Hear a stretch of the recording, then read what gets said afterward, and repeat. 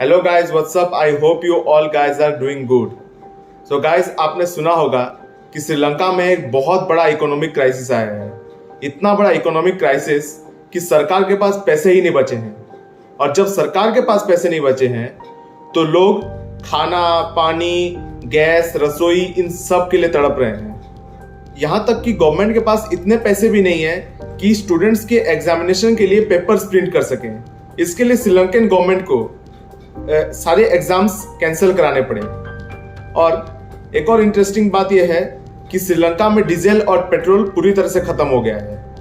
और जितना थोड़ा सा बचा हुआ है उतने पेट्रोल को लेने के लिए लोग घंटों लाइनों में खड़े हो रहे हैं। और उतने घंटों लाइनों में खड़े होते होते कुछ लोगों की तो मौत भी हो गई है। पेट्रोल और डीजल खत्म हो जाने के कारण वहां पर ट्रांसपोर्टेशन सर्विसेज, इलेक्ट्रिसिटी सप्लाई सब कुछ रुक चुका है। और इलेक्ट्रिसिटी सप्लाई रुकने के कारण वहां पर गवर्नमेंट ने हर रोज 10-10 घंटा पावर कट्स करना शुरू कर दिए हैं। श्रीलंका में 12.5 kg वाले सिलेंडर्स का दाम 4119 हो गया है। श्रीलंका में फूड इन्फ्लेशन 25.7% तक पहुंच गया है। श्रीलंका में लोग राष्ट्रपति के घर के बाहर बहुत बड़ी मात्रा में हड़ताल कर रहे हैं और राष्ट्रपति ने स्टेट ऑफ इमरजेंसी डिक्लेयर कर दिया है और पूरे श्रीलंका में कर्फ्यू लगा दिया है। श्रीलंका पूरी तरह से फॉरेन इंपोर्ट्स पर निर्भर करता है, तभी श्रीलंका के पास रिसोर्सेस आते हैं। अभी श्रीलंका के पास फॉरेन करेंसी ही नहीं बचे और वो इंपोर्ट ही नहीं कर पा रहे हैं, इसलिए श्रीलंका की ये हालत है। लेकिन श्रीलंका के पास फॉरेन करेंसी कैसे खत्म हो गए, ये सब जानने के लिए हमारे साथ वीडियो में बने रहें।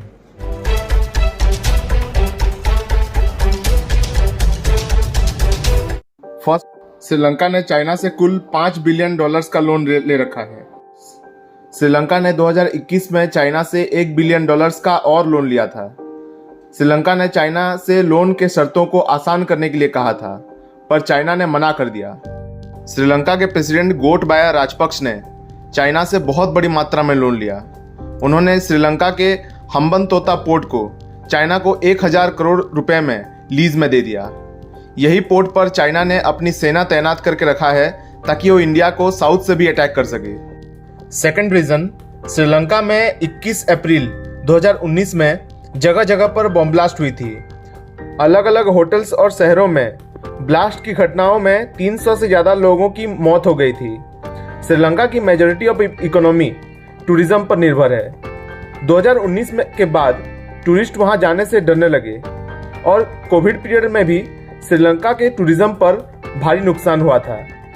श्रीलंका की जीडीपी में टूरिज्म का हिस्सा 15% से 5% तक आ गया है। यहाँ तक कि एयर इंडिया ने भी इंडिया से श्रीलंका तक का फ्लाइट कम कर दिया है। जिस सेक्टर से सबसे ज़्यादा फॉरेन करेंसी आ रहा था वही तबाह हो गया।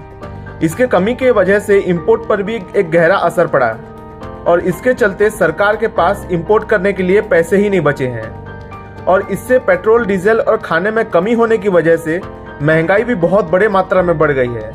थर्ड रीजन, श्रीलंकन गवर्नमेंट ने बिना सोचे समझे एग्रीकल्चर सेक्टर पर केमिकल फर्टिलाइजर्स बैन कर दिया, जिससे क्रॉप प्रोडक्शन में बहुत बड़ा घाटा हुआ। श्रीलंका में बहुत सारे लोगों ने हड़ताल करना शुरू कर दिया है। बड़े बड़े ग्रुप्स में लोग इकट्ठा होकर प्रेसिडेंट के घर के बाहर हड़ताल कर रहे हैं और उनकी मांग यह है कि राष्ट्रपति गोतबाया राजपक्ष इस्तीफा दे दे।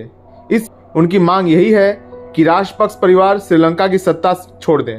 गोतबाया राजपक्ष राष्ट्रपति हैं तो उनके बड़े भाई महिंदा राजपक्ष प्रधानमंत्री हैं। सबसे बड़े भाई चमल राजपक्ष कृषि मंत्री हैं, जबकि भतीजे नमल राजपक्ष के पास खेल मंत्रालय है। गोटबाया राजपक्ष ने तो अभी तक इस्तीफा नहीं दिया, लेकिन सरकार ने पूरे श्रीलंका पर स्टेट ऑफ इमरजेंसी लगा दिया है और कर्फ्यू जारी कर दिया है। अभी श्रीलंका इंडिया और चाइना से मदद मांग रहा है। चाइना अभी श्रीलंका को $2.5 बिलियन देने को सोच रहा है। इंडिया ने भी श्रीलंका को हेल्प करने के लिए हाथ बढ़ाया है। रिसेंटली इंडिया ने श्रीलंका को $1 बिलियन का क्रेडिट फैसिलिटी देने का वादा किया है। इन पैसों के जरिए लोगों के मदद के लिए मेडिसिन और खाने पीने की खरीदारी होगी। श्रीलंका ने IMF से भी मदद मांगा है।